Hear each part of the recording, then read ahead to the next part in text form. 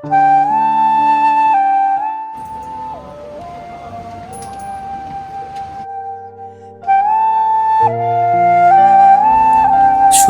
এই পার্কিং এরিয়ায় পাবেন গাড়ি পার্ক করার দারুণ সুযোগ।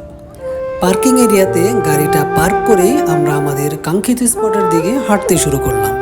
রাস্তার দুপাশেই প্রবেশদ্বারে রয়েছে রকমারি জিনিস ও রসনাবিলাসীদের জন্য খাবারের ছোট বড় রেস্তোরাঁ।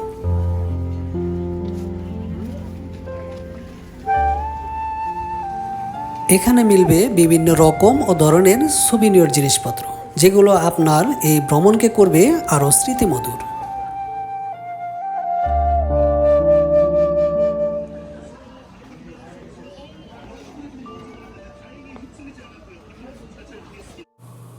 আজ এসেছি কোরিয়ার হিয়ন্দে বিচের বেশ নিকটেই একটি দৃষ্টিনন্দন বৌদ্ধ মন্দিরের রূপ ও সৌন্দর্য অবলোকন করার জন্য। This is Rubel Ahmed and welcome to my channel.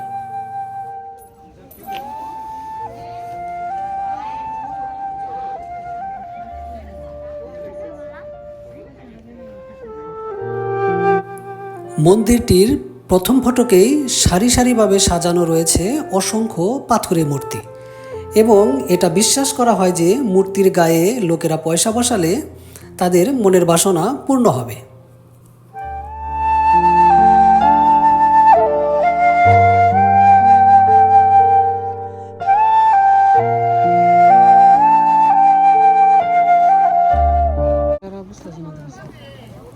আপনারা দেখতে পাচ্ছেন এখানে ঘুরতে আসা পর্যটকরা বা প্রার্থনাকারীরা তারা কিন্তু পাথরের গায়ে পয়সা বসাচ্ছেন, এবং কি তারা এটা আশা করেন যে এখানে পয়সা বসালে তাদের মনের বাসনাগুলা, মনের আশা, যে মনের ইচ্ছাগুলা, সেগুলো পূরণ হবে।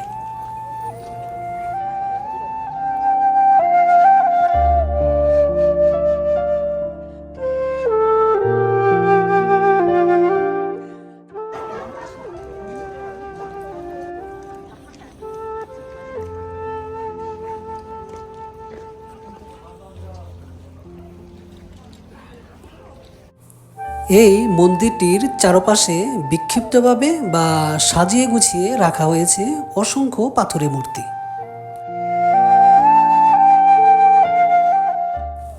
এটি হচ্ছে মূল ফটক, এবং এই পথ ধরেই আমরা সাগরের তীরবর্তী মন্দিরের দিকে ধীরে ধীরে প্রবেশ করব।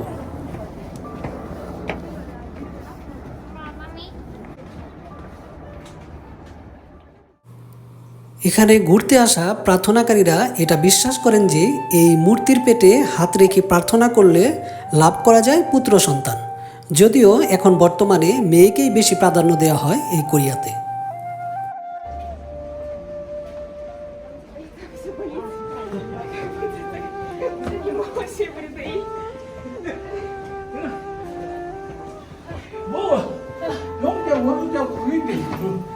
বন্ধুরা, এই মন্দিরটি সাগরের তীরবর্তী, অর্থাৎ নিচু জায়গায় হওয়াতে আমরা কিন্তু নিচের দিকে নেমে যাচ্ছি, এবং এখানে সাধারণ দিনেও কিন্তু প্রার্থনাকারী বা যে পর্যটক তাদের কিন্তু অনেক ভিড় আপনারা দেখতে পাচ্ছেন। আমরা কিন্তু এখান থেকে সাগরের ঢেউয়ের যে গর্জন সেটা কিন্তু শুনতে পাচ্ছি।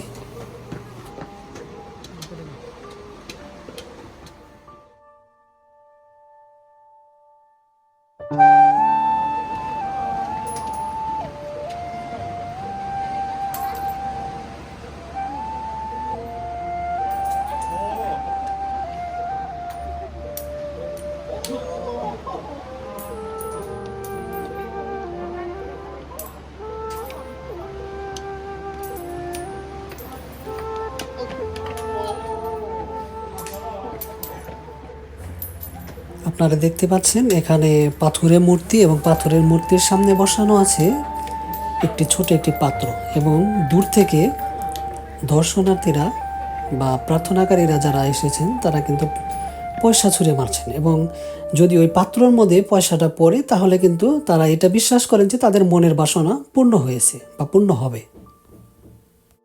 মনের বাসনা পূর্ণ হবে সে আশা নিয়েই এখানে হাজারো হাজারো কয়েন ছুঁড়েন এখানে আসা বৌদ্ধ ধর্ম অনুসারীরা।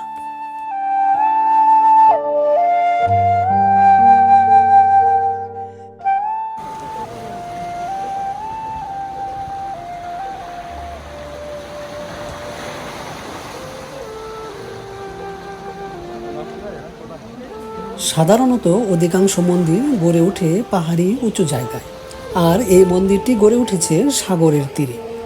সে কারণেই এটি হয়ে উঠেছে পর্যটকদের আকর্ষণের মূল কেন্দ্রবিন্দু। এখানটায় রয়েছে উইশ ক্যান্ডেল। প্রথমে একটি ক্যান্ডেল কন্টেনার চয়েস করতে হবে, দাম কোরিয়ান 5,000 ওয়ান। তারপর এই কন্টেনারের গায়ে প্রার্থনাকারীরা তাদের ইচ্ছের কথা লিখে জ্বালিয়ে দেন ক্যান্ডেলটি, এবং সন্তুষ্ট থাকেন এই ভেবে যে তাদের মনের বাসনা পূরণ হবে।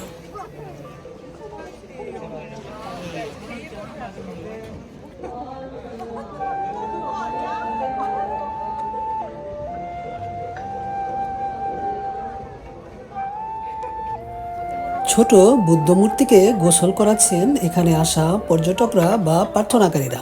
তবে মাথায় পানি 3 বারের বেশি দেওয়া যাবে না বলে এটা তারা মনে করেন।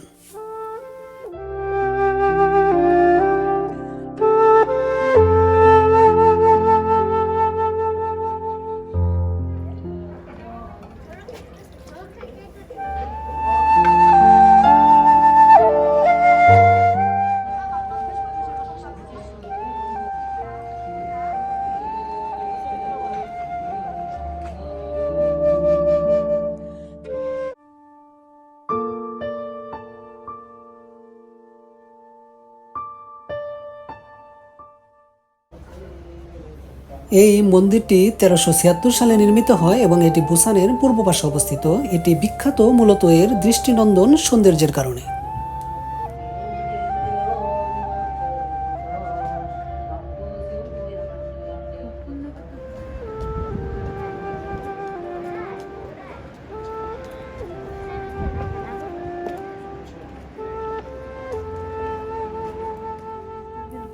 এটা মনে করা হয় যে এখানে প্রার্থনা করলে মনের ইচ্ছা পূরণ হয়। বিশেষ করে মোটর চালকরা প্রায়শই এই প্যাগোডাগুলির যে কোনো একটিতে যান। এটি বিশ্বাস করা হয় যে এটি তাদের রাস্তার দুর্ঘটনা থেকে রক্ষা করবে বলে তারা বিশ্বাস করেন।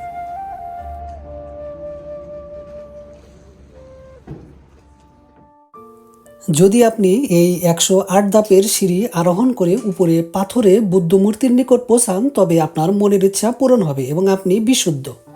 এটাও বিশ্বাস করা হয় যে একটি একটি ধাপ বেয়ে নিচে নামলে আপনার একটি একটি পাপ মোচন হবে।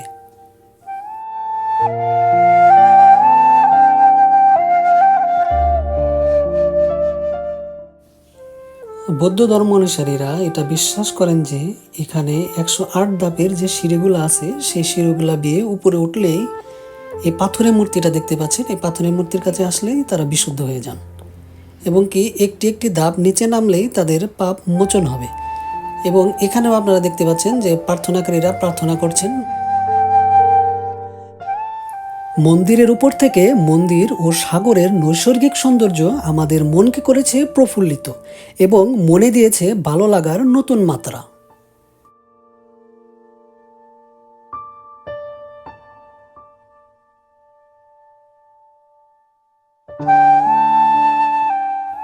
সাগরের এই মায়াবী সৌন্দর্য আর বাতাসের সাথে মিশে আসা সাগর জলের মিষ্টি ছোঁয়া প্রাণে এনে দিয়েছে অনাবিল প্রশান্তি।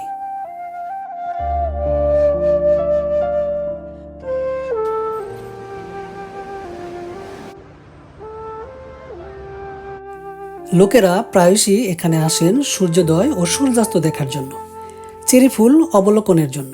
বিশেষ করে বুদ্ধের জন্মদিনে এখানে ভিড় জমান প্রার্থনাকারীরা, এবং মন্দিরকেও সাজানো হয় অপরূপ সাজে।